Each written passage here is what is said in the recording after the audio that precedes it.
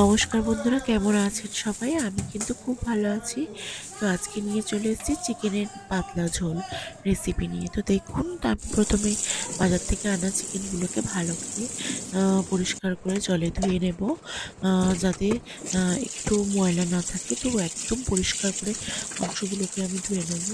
আহ, তারপরে আমি একটা কড়ার মধ্যে দিয়ে দেব তেল। তেলের মধ্যে আমি আলুগুলোকে লাল লাল করে ভাজতে দিয়ে দেব।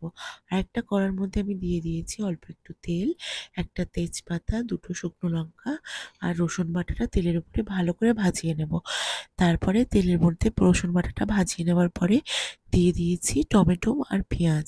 টমেটো পেঁয়াজগুলো ওদিকে ভাজা হচ্ছে, তারপরে আমি আলুগুলোকে একটু নেড়ে চেড়ে দিলাম।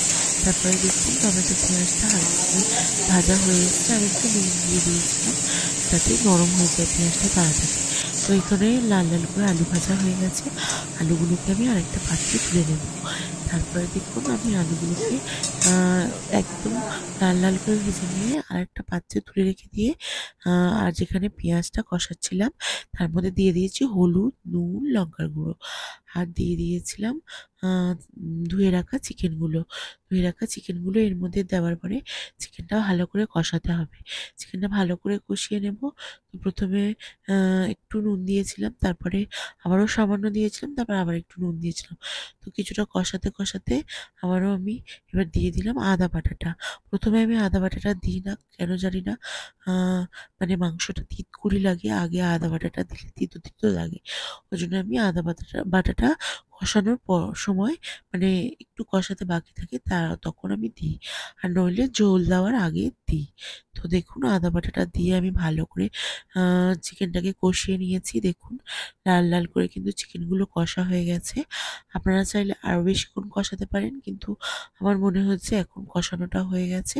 আর যেহেতু পাতলা ঝোল হবে তাই পুরোপুরি কাই কাই করে কষবো না, একটু হালকা রস রেখে কষবো। তো দেখুন তারপরে আমি এর মধ্যে দিয়ে দিয়েছি আলুগুলো।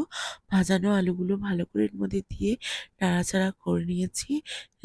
তো চিকেনটা যত ভালো করে একটু কষাবেন, চিকেনটার স্বাদ কিন্তু তত ভালো হবে। তো এরপরে আমি দিয়ে দিয়েছি জল। জলটা কিন্তু আমি একটু উষ্ণ গরম করে নিয়েছিলাম, কারণ আমার পাতলা ঝোলে একটুখানি উষ্ণ গরম জল দিতেই ভালো লাগে। তো দেখুন এরপরে আমার রেডি আজকে পাতলা চিকেনের ঝোল। কেমন লাগলো প্লিজ কমেন্ট করে জানাবেন।